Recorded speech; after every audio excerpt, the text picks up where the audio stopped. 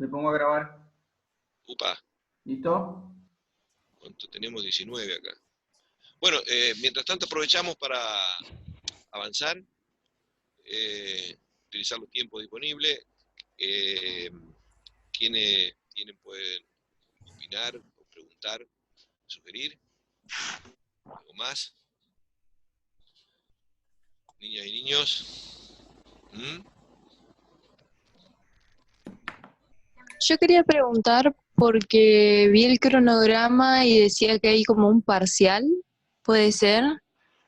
En realidad, como nosotros no podemos tener encuentros presenciales y cuando hacíamos el desarrollo presencial de la asignatura, teníamos cuatro evaluaciones parciales. Después de las tres primeras unidades, hacíamos una evaluación parcial. Después de la unidad 4 hacíamos un segundo parcial.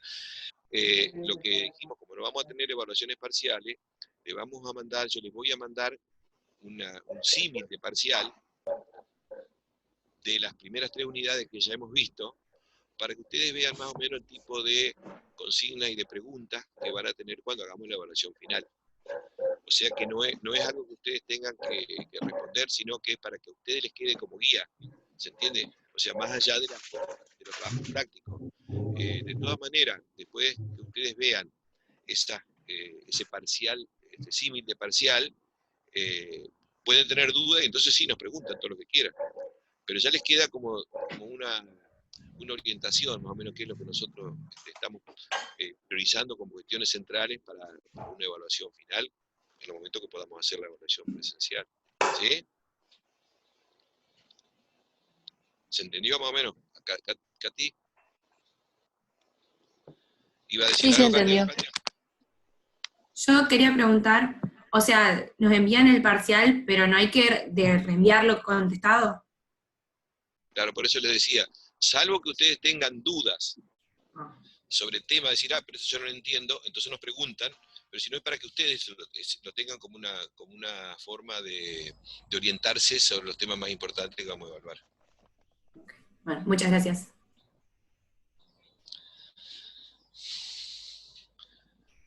¿Quién más? ¿Cómo van? Nati Strack, ¿cómo anda? Bien, bien. Hola. ¿Ha tenido alguna dificultad hasta ahora o no? No, en realidad con la cátedra vengo bastante bien. Me gusta el planteo. Me sirvieron muchísimo los videos de YouTube, porque a veces con la lectura de los textos era bastante más complejo, sobre todo por el tema de los ejemplos y demás. Sí, es verdad que la cátedra es todas las semanas estar constantemente con los trabajos, pero a mí particularmente me sirve. Y me parece que está buena esta propuesta también de la videoconferencia. Y las consultas siempre que hice me contestaron enseguida y las entendí bien, así que particularmente no tuve problema. Bárbaro. Estefi ahí que está calladita. ¿Qué dice Estefi? ¿Cómo anda? No se escucha la voz. Más fuerte, volumen.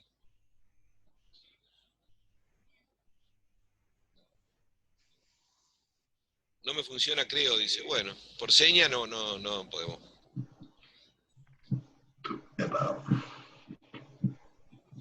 A ver, alguien que funcione. Rocío. ¿Algo más, Rocío, por ahí o no?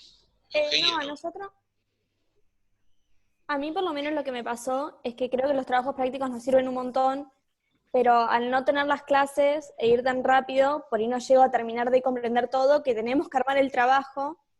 O sea, lo pudimos armar y todo, no tuvimos tantos inconvenientes, y la consulta que hicimos nos las contestaron enseguida. Pero por ahí nada, eso.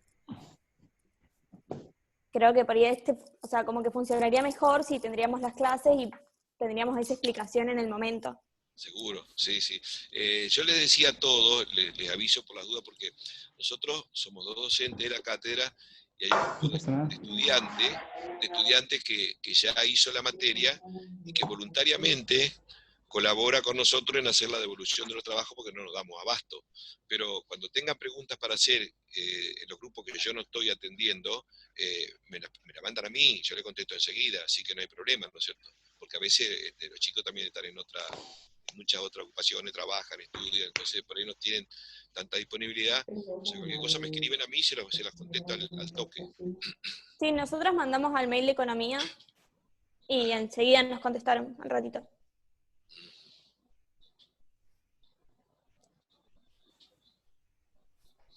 ¿Qué otra cosa, chicos? ¿Algún otro comentario? Que tengo que hacerlo interrogatorio así como si fuera medio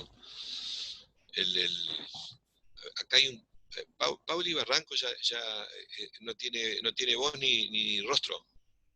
¿Me escucha Pauli Barrancos? Hay varias Pauli por acá. No, porque si no tiene sonido y no tiene, está muy de reserva, incógnita. Y por ejemplo allá también está Eugenia Castro, que no aparece el rostro, pero podría hablar. Eugenia, ¿escuchás? Sí, hola. Hola. ¿Qué tal? ¿Cómo han andado vos? ¿Bien? Todo bien, sí, hasta ahora. Hasta ahora lo trabajo bien, la lectura, puedo llevar, no he tenido... Sí, no tengo ninguna duda todavía con el tercer trabajo porque me quedan un par de textos aún por leer, así que cualquier cosa pienso preguntar en el grupo de Facebook seguramente. Ah, bueno, bárbaro. ¿Hay más que no aparecen, don productor ejecutivo? ¿Que no aparecen acá en la pantalla? No, algunos están escribiendo, yo le estoy respondiendo, Luis. Ah, está bien. Claro. Por ejemplo, Pauli no puede conectar, pero nos estamos manejando con los mensajes. Ah, está bien. Por este mismo sistema, por Zune. Che, chicos, ¿hay alguna duda, por ejemplo, dudas de la materia? En el medio o podemos ir intercalando, si alguno tiene alguna duda, algo no le quedó claro. Lautaro, vos, por ejemplo, se me ocurre que algo no te quedó claro, algún concepto. Profe, yo tengo una duda, disculpe. A ver. Para. Nosotros, Carolina, después Amira y después... Ah, dale. Nosotros en el trabajo nos vamos dividiendo un poco las preguntas y después como que vamos corrigiéndonos entre nosotras para administrarnos mejor el tiempo. A mí me había tocado sobre dónde y cómo se generaba la riqueza. Y tuve ahí como una confusión entre riqueza y ganancia, que me lo aclararon en las correcciones del trabajo. ¿Quién te lo corrigió a vos? ¿Me podían dar una explicación? Creo que Rubén. Soy yo. Hola. Usted, sí. Y tenía, o sea, más o menos me quedó ya como que evacué la duda, pero quería por ahí si nos podía dar como una explicación más así presencial, si no tenía problema. Claro, yo te digo, porque yo ahora recuerdo, encontré como común denominador de errores interpretativos que suelen confundir ganancia con riqueza. Por eso, cuando Luis hizo el desarrollo de ese punto, habló de las 3 fases o las 3 etapas donde el empresario va al mercado a comprar insumo, a contratar mano de obra, a alquilar un lugar para emplazar el galpón de la fábrica. La segunda fase o etapa, que es la de la producción, es decir, donde convertís la naranja en jugo y la envasás, y luego vas al mercado, en una tercera etapa, a vender ese producto que fabricaste. ¿Dónde se genera la riqueza? Es decir, ¿dónde se le agrega valor a esos insumos que se convirtieron en jugo de naranja y que está en el sachet o en el pack o en la botella? ¿Dónde se generó la riqueza? En la segunda etapa, la etapa de la producción en el proceso productivo. En cambio, y es una palabra que no es conceptual, sino que, digamos que no es semántica, sino que es conceptual, Luis le pregunta, ¿y dónde se realiza la ganancia? Bueno, es en la tercera etapa, cuando el producto que fabricaste, a esa riqueza nueva, la vendés en el mercado, la estás vendiendo, entonces esa diferencia entre el precio, entre lo que te costó producirla y ese margen que va a ser tu utilidad, que luego se reinvertirá, esa es la ganancia. Por eso, la Permitime, riqueza se chiquitito, produce y la una ganancia pequeña, se realiza. Rubito, una pequeña aclaración. Sí. Porque por ahí, si vos utilizás riqueza y ganancia de la misma manera, por ahí lleva confusión. Una cosa es lo que nosotros llamamos... ¿Por qué vos decís la uso de la misma manera? Porque vos decías cuando se genera la ganancia, ¿no? No. Se genera la riqueza, genera... Pero permitime, chiquito, porque vos dijiste cuando se concreta la ganancia, digo, son dos cosas distintas. Una cosa es donde lo que nosotros, desde el punto de vista de la economía, ¿sí? Nosotros llamamos riqueza generada a lo que vos señalabas recién, que es el valor agregado, ¿sí? O sea, había una determinada cantidad de insumo y de la empresa sale un producto final de mayor valor. La diferencia entre los insumos que ya existían y el producto final de mayor valor, la diferencia es la riqueza nueva. Y esa riqueza nueva en economía se llama valor agregado. Ese valor agregado está compuesto por cómo se distribuye entre el empresario que tiene la parte de la ganancia y los salarios que le pagan los trabajadores. Eso es la distribución de esa riqueza nueva, de ese valor agregado. Entonces incluye tanto la ganancia como los salarios. Ahora, se regenera esa riqueza global en la actividad productiva, pero se concreta, se realiza en el mercado cuando se vende el producto. La totalidad de la riqueza, ¿no es cierto? Porque vos decías recién se realiza la ganancia, tanto la ganancia como, digamos, el valor agregado global, como para que no queden dudas de que el valor agregado incluye ganancias y salario. Y tanto la ganancia como los salarios son el reparto de esa riqueza nueva. Entonces, como para que sinteticemos, le llamamos habitualmente riqueza en economía al valor agregado, a lo nuevo que se realiza. Y se reparte entre quienes intervienen en el proceso, que son trabajadores y el dueño de los medios de producción. Se genera en el proceso de producción y se concreta toda esa riqueza cuando se vende. Eso nada más, porque por ahí podría llegar a quedar alguna claro, pero por eso yo le decía, la ganancia se genera, perdón, la riqueza se genera, la ganancia se realiza. Cuando ustedes dicen generar riqueza es en el proceso productivo, realizar ganancia es en la tercera fase cuando van al mercado a vender el producto. Pero está bien, perfecto. ¿Le quedó duda o no? Chicos, chicas, en todo chicas. caso, sobre esto, nos decía Maru que había tenido un grupo que tenía alguna dificultad en otros temas, que eran, por un lado, esto de la generación de la riqueza, o confundir, por ejemplo, ganancia con valor agregado, que no era lo mismo, no sé si a ustedes les quedó ya claro. Valor agregado incluye ganancia más salario, ¿no es cierto? Por otro lado, también había alguna duda entre precio de producción y precio de mercado. Nosotros decíamos que cuando un productor lleva el producto al mercado, ese producto ya lleva un valor, que es todo lo que le ha generado de costo al empresario, más lo que él estima que va a tener una ganancia. Eso se llama precio de producción. Pero cuando lo vende en el mercado, la venta efectiva puede darle eso más o menos de lo que llevaba. Entonces eso se llama precio de mercado, el precio que efectivamente se obtiene. Ese precio que se obtiene en el mercado cuando se vende un producto, nosotros también le decíamos que tiene siempre un piso en el mercado. Y ese piso va a estar dado por el costo de producción más una ganancia mínima, porque si el mercado no le reconoce en el precio, naturalmente, ese piso, ese producto no se va a producir más. Entonces, el precio del mercado puede variar entre ese piso mínimo y un máximo, porque el empresario va a querer ganar mucho, pero tiene un techo. El techo va a estar dado o por el precio que pone la competencia, aunque sea el único, puede poner precios más altos, pero siempre va a tener un límite que es lo que está dispuesto a pagar el consumidor.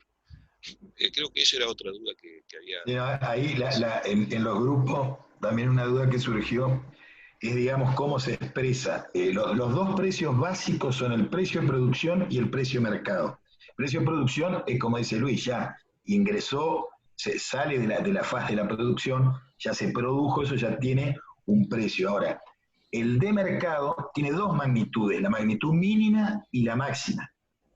Es decir, ese piso y ese techo, para que no se confundan, porque Luis, Yo creo que en el trabajo práctico vos le preguntás magnitudes mínimas y máximas del precio de mercado, no del de producción.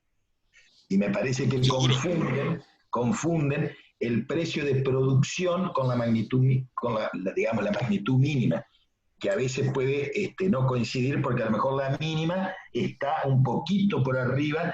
A usted le costó 10 pesos y a lo mejor la mínima da 11,20 y la máxima da 15.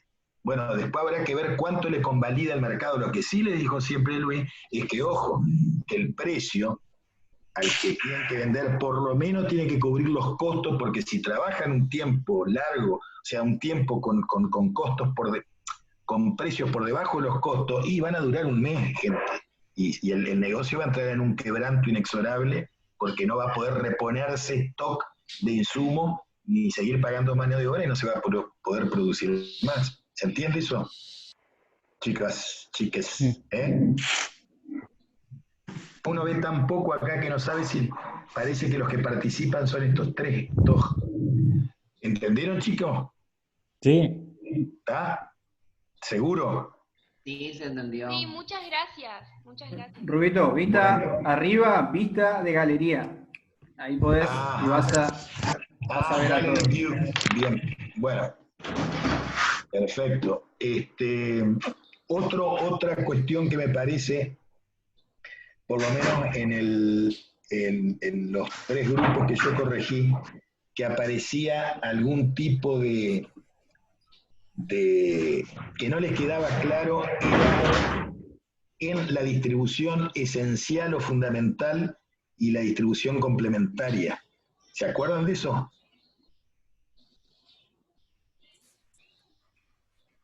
¿Cómo se distribuye el excedente, digamos? ¿Cuál es la distribución complementaria o funcional? ¿Cuál es la fundamental?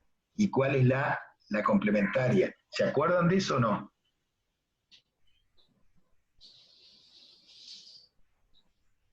Sí, en todo caso, digamos, simplemente podemos decir Decile, a ver. De que esto que nosotros decimos que es valor agregado es la riqueza nueva que se genera. Y toda riqueza que se genera se distribuye. Siempre va a tener un propietario. Ahora, esa distribución básica, lo que se llama en economía, es la que hace entre el dueño de los medios de producción, que es el empresario, y los trabajadores. ¿Sí? El valor agregado se distribuye entre ganancia y salario. Ahora, si el empresario, como dueño de los medios de producción, no era dueño de todos los medios de producción, por ejemplo, no era dueño del terreno donde trabaja, no era dueño de todo el dinero que utilizó, entonces va a tener que compartir su ganancia genérica con el que le prestó dinero pagándole un interés, o con el que le alquiló el terreno pagándole un alquiler, una renta, y eso es lo que se llama distribución secundaria de esa riqueza. ¿Mm? ¿Más dudas?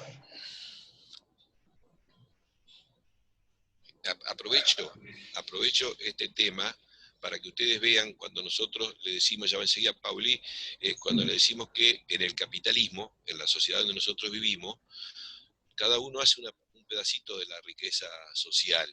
Eso es lo que se llama la división social de trabajo, ¿no es cierto? Cada uno hace un pedazo de la especialización, y todos llevan esa contribución, ese pedazo de bien o servicio, lo llevan al mercado y se vende. Entonces, ¿cómo se distribuye la riqueza entre todos? ¿Quién es el que define lo que le toca a cada uno?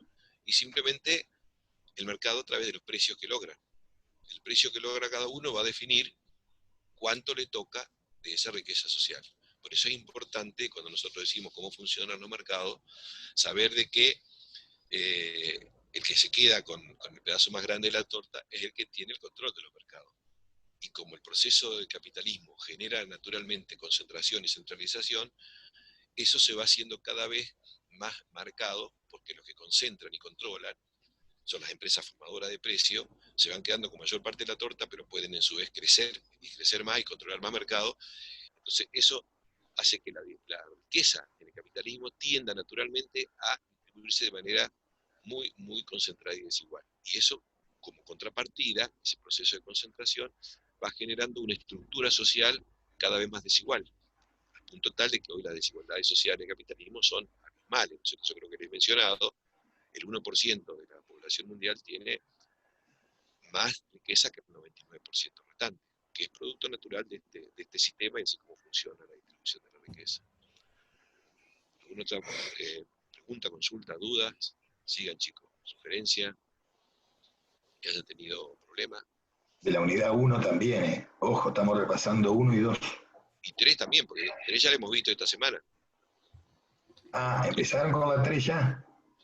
Rubito, Dale, ya ¿leyeron? están terminando. No, pregunto si leyeron. No. Yo tengo una duda de la unidad 3. Sí. A ver. De la parte de los 3 métodos para calcular el producto bruto. No me quedó claro la parte, bueno, por un lado está lo del método del valor agregado y la del ingreso, y no me quedó claro la del producto. El tercer método. ¿Ustedes se acuerdan del esquema que yo les hice, donde el aparato productivo genera un valor agregado global, que sería el valor agregado, la suma del valor agregado de cada una de las empresas que intervienen, ¿sí? Eso sí, bueno, ese valor agregado global. Ahora, ese valor agregado global se puede entender, por un lado, como la riqueza generada, la riqueza real generada, que es el conjunto de los bienes y servicios finales, es el flujo real. Pero eso a su vez se distribuye monetariamente, en dinero, entre quienes participaron. Entonces, hablamos del otro flujo, nominal o monetario. De manera que valor agregado global, producto e ingreso, monetariamente son equivalentes. ¿Entienden por qué? Porque por definición son lo mismo. ¿Hasta ahí vamos o no, más o menos? Son lo mismo. O sea que todo lo que se genera de valor agregado, muy bien, todo lo que se genera de valor agregado global, se distribuye, que es el flujo nominal, y se lleva al mercado en bienes y servicios finales flujo real. Ahora, yo puedo calcular el producto sabiendo cuánto es el ingreso, calcularlo en términos monetarios. O puedo saber cuánto es el producto sabiendo cuánto es el valor agregado. O el producto que es igual a la cantidad total de bienes y servicios finales de consumo y de capital. El producto es igual al ingreso, que es la distribución que reciben los que intervienen en el proceso productivo, o sea, trabajadores y capitalistas. Entonces, yo puedo calcular el producto sabiendo el valor agregado, o sea, valor final menos bienes intermedios. Yo puedo calcular el producto sabiendo cuánto es el ingreso, es la cantidad total de ganancias más los salarios que se pagan en una economía. Y el método del producto es que si yo sumo la totalidad de bienes finales de consumo más la totalidad de bienes finales de capital, tengo también el producto por otro lado, por la composición, por la oferta global. Más o menos se entiende, como son equivalentes, yo puedo llegar al mismo valor monetario por estos 3 caminos. No sé, ya que había planteado la pregunta. Sí, muchas gracias. Se entiende. Para que les quede claro, chicos, son, como dijo Luis,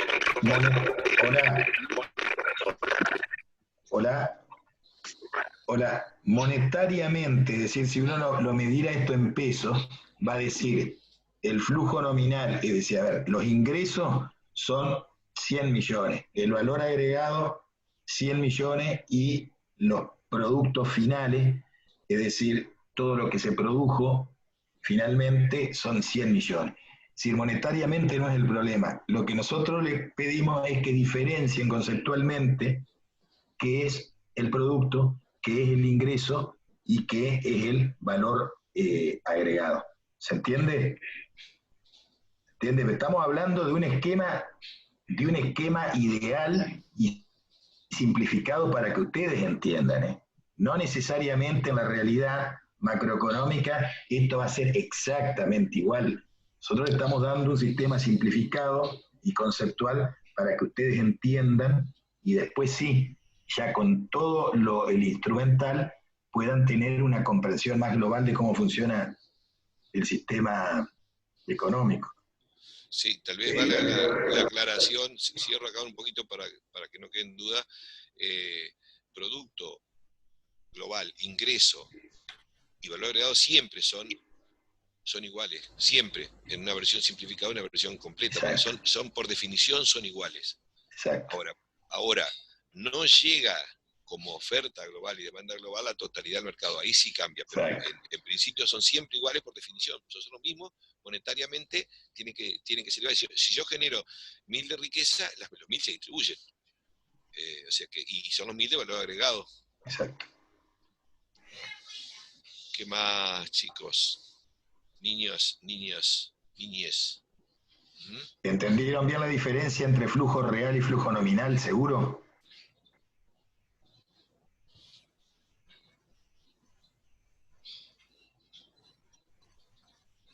A ver, yo les pregunto, también me voy a poner en abogado del diablo. ¿Cuáles son los factores de la producción? ¿Cuáles son los factores de la producción? Los 3 clásicos factores de la producción.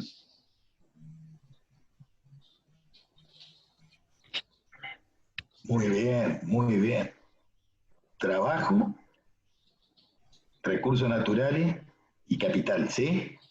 Sí, esa es una versión, digamos, de cierto enfoque económico, ¿no es cierto? Que inclusive nosotros nos manejamos con una versión más amplia que dice los bienes de producción y los dueños de los bienes de producción genéricamente y los dueños de la fuerza de trabajo. Si los bienes de producción no están todos, por ejemplo, la tierra que es un medio de producción, entonces es una diferencia que, bueno, digamos, lo dice cierta economía convencional, pero también es discutible, ¿no? Aclaremos eso. Porque por ahí también nosotros manejamos con otro criterio, ¿no? Es decir, los dueños, para llevar a cabo el proceso productivo hay que tener medios de producción. En el capitalismo los medios de producción son de propiedad privada. Entonces, el capitalista, que es el dueño del medio de producción, contrata a trabajadores que no tienen medios, entonces tenemos dos grandes divisiones, ¿no? El dueño del medio de producción, globalmente, y el dueño de la fuerza de trabajo.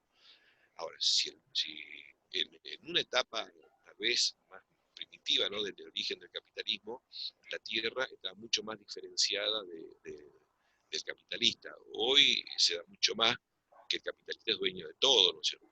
Entonces, si el dueño de la tierra es distinto del capitalista, cobra una renta. Entonces ahí tendríamos separado, ¿no es cierto? Capital, trabajo y recursos naturales.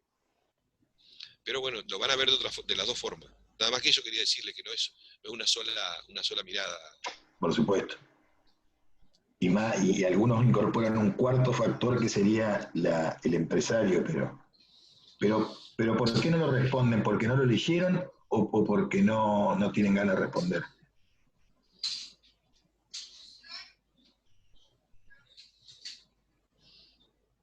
¿Cómo se remunera esos factores? ¿Cómo se remunera al trabajo? ¿Cómo se llama la remuneración al trabajo? Que va a constituir el salario. Muy bien.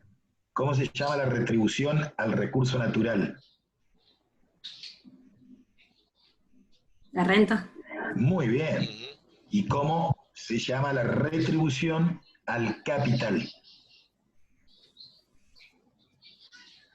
Empieza con I. Interés.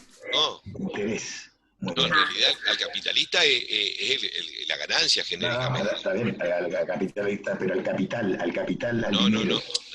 No, porque esto si bien es cierto que no hay una no lo van a ver. Pero le estoy haciendo la clásica de los textos, Luis. Yo para porque el interés es una remuneración al propietario de dinero, que no es lo mismo. Dinero, por eso. De dinero, no capital. El dinero es una cosa. No, por eso, de dinero. Y bueno, y al capital, fuera del dinero, la utilidad o ganancia. Por eso el capitalista y el capital es el dueño de los medios de producción, genéricamente, ¿no es cierto? En cambio, el dueño del dinero es más específico, es el que presta plata, es el que presta plata, pero no lleva a cabo, no coordina la... No, por supuesto, pero yo lo que me parece, voy de abajo porque los veo muy callados, no. Entonces me parece que, a ver. Que el primer, circuito, creo que en el texto lo llama como circuito económico, ¿puede ser? Sí.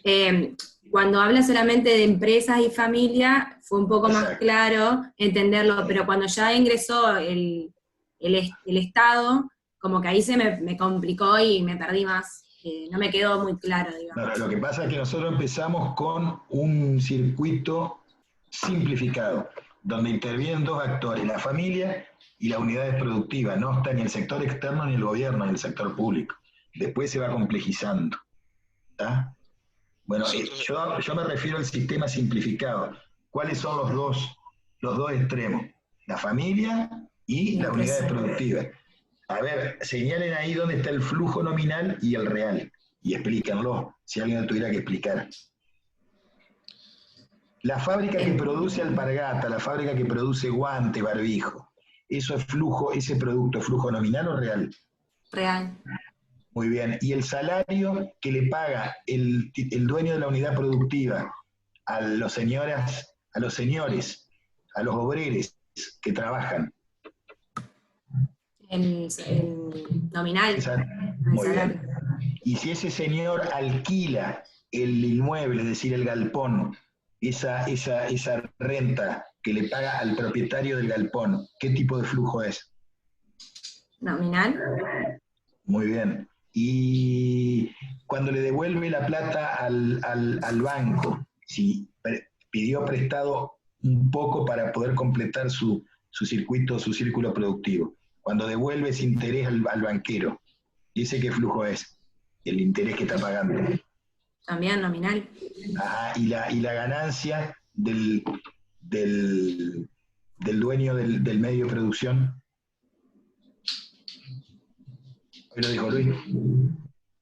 Lo dijo Luis cuando diferenció. Estamos hablando de el capital. El capital, no solamente como dinero, sino el capital como... ¿Como producto? No. ¿Cómo? Yo tengo un capital de trabajo, tengo máquinas, todo eso. ¿Cómo la retribución que recibe?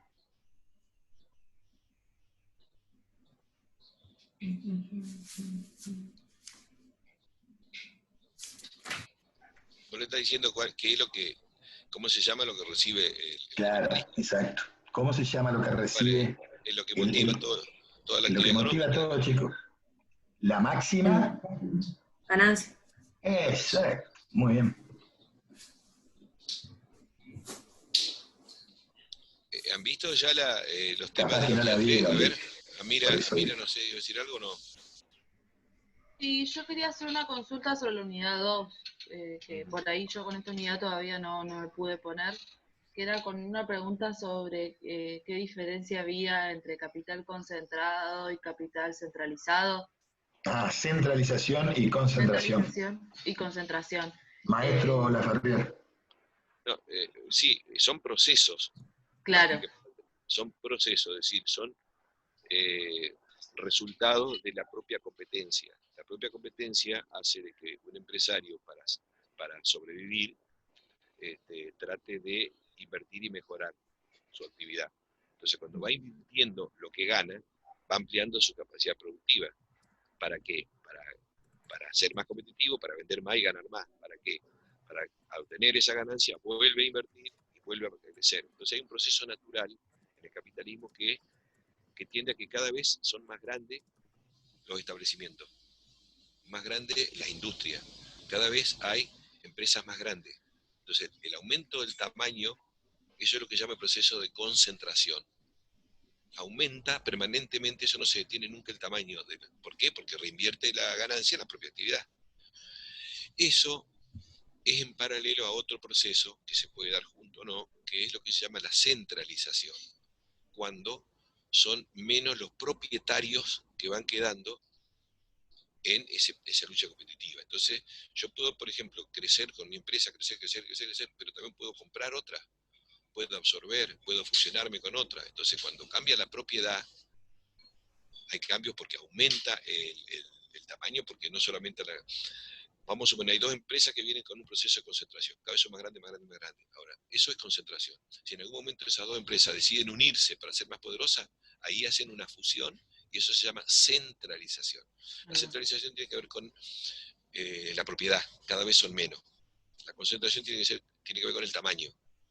Ahora, las dos cosas tienden a que cada vez queden muy pocas empresas dominando todo el mercado a nivel local, provincial, nacional y mundial, ¿no es cierto? Producto de esos dos procesos.